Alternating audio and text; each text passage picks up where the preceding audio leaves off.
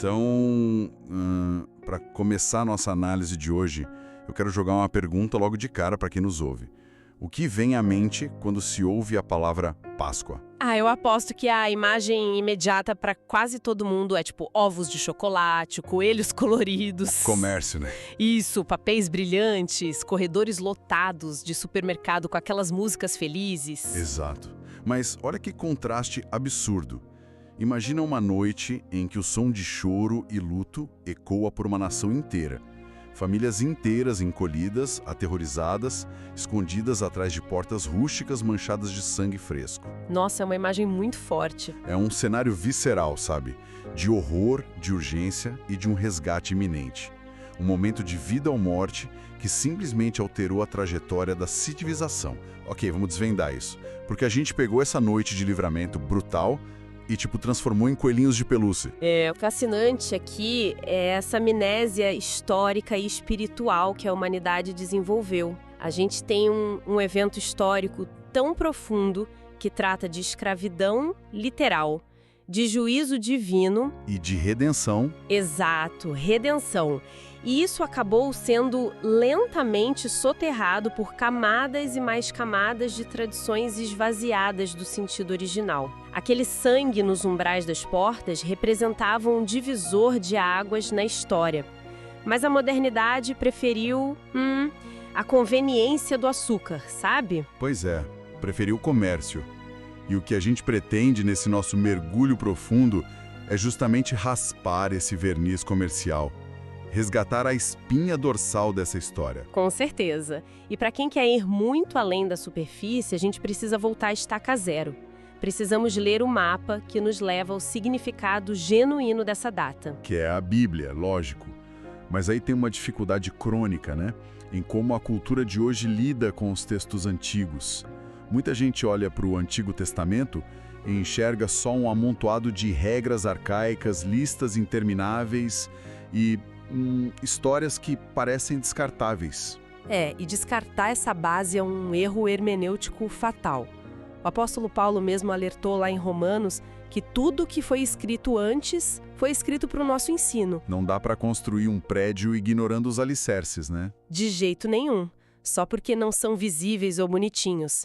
Sem o Antigo Testamento, a narrativa do Novo Testamento simplesmente desmorona. Ela perde o peso, perde o contexto. Sabe uma analogia que eu acho fantástica para isso? Pensa na dinâmica de uma sombra projetada pelo sol no meio da rua. A sombra. Isso. Quando a gente vê aquela mancha escura no chão, a gente consegue identificar o contorno. Dá para saber se é uma pessoa, se é uma árvore. A sombra antecipa a forma. Mas não é a realidade tátil, né? Exatamente. O Antigo Testamento, com todos aqueles rituais complexos, as festas, as leis, ele funciona como essa sombra gigantesca projetada na história. E o Novo Testamento, especificamente a figura de Jesus, é a realidade. É o corpo sólido que projeta essa sombra. Por isso, tem aquela frase que resume perfeitamente essa mecânica. O Antigo Testamento aponta, o Novo revela. É lindo isso. Essa imagem da sombra clarifica muita coisa.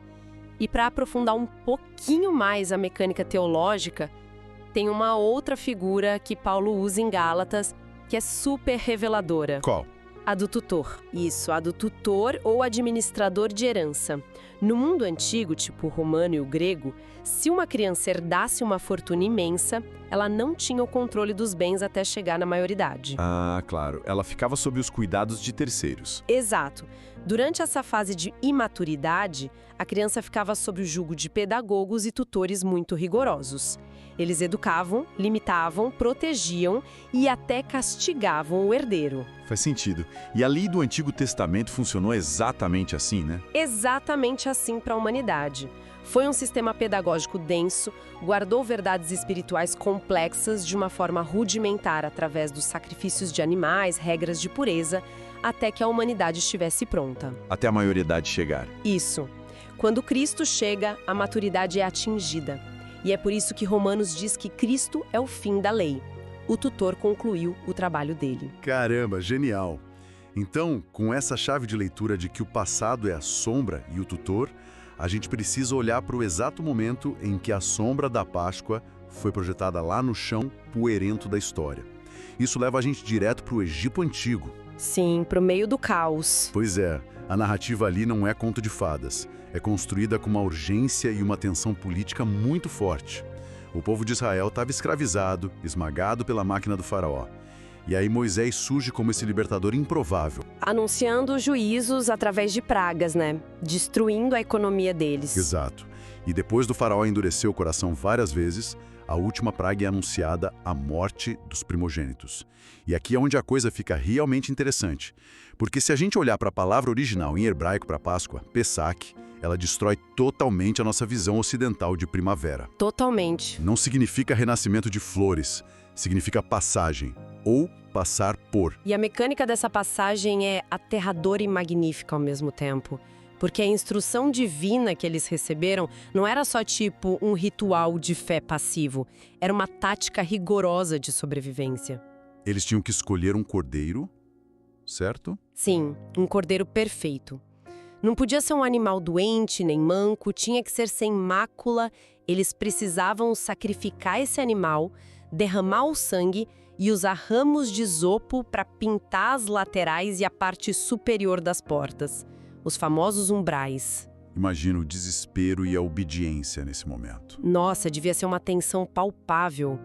E a promessa era clara quando o anjo que traria o juízo divino atravessasse a terra do Egito naquela noite fatídica, ele veria o sangue naquelas portas e literalmente passaria por cima delas. A morte seria barrada na porta. Isso, o sangue garantiria proteção imediata contra o juízo e forçaria a mão do faraó para finalmente dar liberdade para eles. Mais um, lendo os textos com atenção, a sensação que dá é de um cardápio meio bizarro, quase neurótico para aquela noite.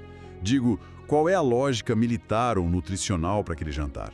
Não faz muito sentido prático imediato, né? Pois é, a exigência era comer a carne assada com ervas amargas e pães ázimos, ou seja, sem fermento. E a postura exigida era mais estranha ainda, comer de sapato no pé, cajado na mão e com uma pressa absurda. Se tem um anjo da morte voando e destruindo a casa do vizinho, ninguém está preocupado com regra de etiqueta.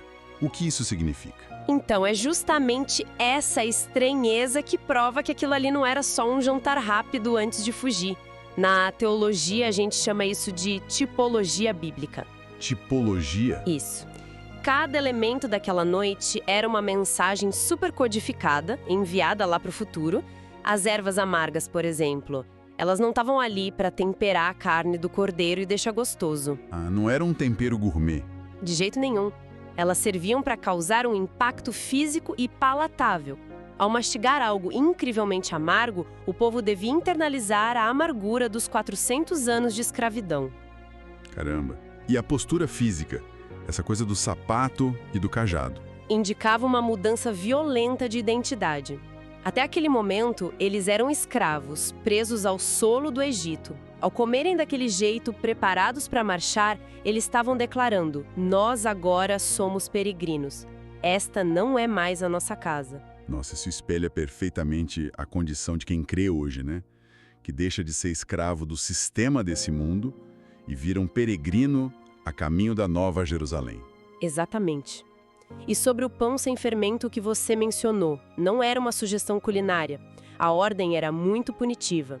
Nenhum traço de fermento podia ser achado dentro de casa por uma semana inteira. Se achassem, a pessoa era banida do meio do povo. Parece um exagero absurdo por causa de um ingrediente de pão, né?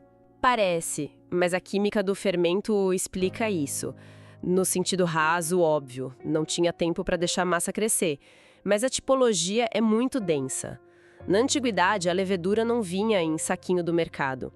Eles guardavam um pedaço da massa velha e azeda do dia anterior para misturar na nova. Entendi. O fermento trabalha de forma silenciosa, é invisível, mas ele altera a estrutura de toda a massa muito rápido. E nas escrituras, essa é a imagem perfeita e assustadora do pecado, sabe? Da corrupção. O pecado começa pequeno, né? Começa pequeno, invisível e se espalha corrompendo tudo. Então a ordem para remover todo o fermento era um ensino visual sobre santificação. Deus estava mostrando na prática que a libertação genuína exige uma quebra com o passado, exige santidade. Nada na Páscoa era por acaso, tudo era profético. Sensacional. Então, o que tudo isso significa no final das contas? A gente tem um cordeiro imaculado, sangue na madeira das portas, o juízo passando reto e uma vida sem o fermento da corrupção. E aí a gente vira a página para chegar no Novo Testamento. Isso. Quando a gente chega no Novo Testamento, a gente vê aquela sombra imensa projetada no Egito se encontrando com a realidade física. Aquele animal sacrificado na noite escura era um feixe de luz apontando para alguém muito específico. Os umbrais manchados de sangue apontavam direto para o sangue escorrendo na madeira rústica da cruz do Calvário. O sangue do cordeiro mudou tudo. Mudou. Chegamos ao clímax das Escrituras. Jesus não surge na narrativa só como um mestre sábio. Ele é a encarnação desse cordeiro perfeito, sem mácula, sem o fermento do pecado. Pensa na precisão do momento quando João Batista vê Jesus chegando no Rio Jordão. Ele não grita tipo, ah, e aí vem o rei. Ele usa um título teológico bem específico, né? Sim, ele diz, eis o Cordeiro de Deus que tira o pecado do mundo. A redenção no Egito foi física e temporária. Aquelas pessoas acabaram morrendo no deserto anos depois. Mas a redenção na cruz é cósmica e eterna. É a diferença entre salvar o corpo por alguns anos e salvar a alma para sempre. Exatamente. No Egito, o cordeiro morreu para o filho primogênito viver. Na cruz, Cristo assumiu o lugar de quem crê. Ele sofreu o juízo completo de Deus, para o anjo da morte eterna passar por cima da humanidade redimida. O império que nos prendia não era o faraó, mas o império do pecado e de Satanás. É impressionante. E é por isso que a gente afirma, de forma categórica, Cristo não apenas celebrou a Páscoa, ele a cumpriu. A partir do momento em que ele rende o Espírito na cruz, a sombra terminou, a realidade chegou. Isso levanta um ponto incrível de transição. Se a realidade chegou, como é que deve ser a nossa celebração hoje? Porque nos evangelhos tem aquela cena cinematográfica, na noite em que foi traído, Jesus estava reclinado no meio de um jantar tradicional de Páscoa judaica, a mesa cheia desses elementos que a gente falou, os pães, as ervas, o cálice, 1500 anos de história naquela mesa, e de repente, ele simplesmente reescreve o roteiro ali mesmo. Foi de uma audácia espiritual sem precedentes. Naquela mesa, Cristo encerrou a Era da Sombra. Ele pega aquele pão ázimo, que lembrava a fuga pressurosa de Moisés, parte o pão e diz, isto é o meu corpo, que é dado por vós. E com o cálice de vinho também, né? Isso. Ele toma o cálice e redefine o sentido, dizendo, este cálice é a nova aliança no meu sangue. Ele institui a Santa Ceia, o novo memorial. A partir dali, o olhar não era mais para as carruagens do faraó no Mar Vermelho, o olhar devia ser recalibrado para o Calvário. A libertação física cedeu lugar para a libertação espiritual. E o memorial mudou porque a vitória final tinha sido conquistada. O que traz a gente de volta para o início da nossa conversa. Se a transição foi tão clara, tão focada no sacrifício brutal do Filho de Deus, como é que a humanidade permitiu que isso virasse uma festa com lebres mágicas e doces? Digo, como o clero histórico deixou a mensagem ser diluída assim? Pois é, e a resposta pede um mergulho em como as tradições e os impérios se fundem. Não foi da noite para o dia, foi um apagamento muito gradual. As imagens modernas que a gente consome vieram de matrizes pagãs, europeias e do Oriente Médio. Sim, nossas fontes mostram a veneração daquelas deusas da fertilidade, né? Na primavera, Eostre, Ostara, que deu origem à palavra Easter no inglês. Tinha a deusa Aurora em Roma, Ishtar na Babilônia. Isso mesmo. E tem aquela lenda do folclore antigo sobre a deusa Eostre, que ela encontrou um pássaro congelando na neve e, para salvar o pássaro, transformou ele numa lebre. Só que a magia falhou um pouco. A lebre ficou rápida e peluda, mas continuou botando ovos. E, em gratidão, ela decorava os ovos com as cores da primavera e dava para a deusa. Essa é a raiz do coelho botando o ovo colorido, símbolos de alta reprodução e renascimento da terra. E como isso entrou no cristianismo? Através do sincretismo religioso. Durante a expansão da igreja primitiva e depois nas cruzadas, eles se depararam com povos que celebravam intensamente a primavera. O ciclo agrícola era tudo para eles. E aí a igreja assimilou isso para facilitar as coisas. Exato. Foi uma estratégia política. Se as pessoas já celebram o renascimento da natureza e a ressurreição de Cristo aconteceu nessa mesma época, por que não fundir as duas coisas? Então, em vez de remover o fermento do mundo, como a própria Páscoa ensina, o sistema religioso pegou o ovo da deusa e o coelho e colocou na mesma prateleira da cruz. Precisamente. E se conectarmos isso a um contexto maior, a gente vê o perigo do sincretismo. O alerta aqui não é promover um boicote hostil contra quem te dá um chocolate, sabe? O ponto é entender o impacto dessa mistura na nossa teologia. Virou um anestésico. Perfeito, um anestésico. O foco escorregou da agonia da cruz para algo puramente comercial e infantil. Quando tentamos tornar o evangelho mais palatável e divertido, a dura realidade divina é essa. Quando o símbolo substitui a verdade, o sentido se perde. O sacrifício fica invisível por causa do conforto. É. E tendo desmascarado tudo isso, a gente chega a um ponto de verificação da realidade espiritual. Para quem está acompanhando essa reflexão agora, o espelho precisa ser virado para dentro. Ficam perguntas que exigem um confronto sincero. A gente está celebrando Cristo ou apenas repetindo cultura?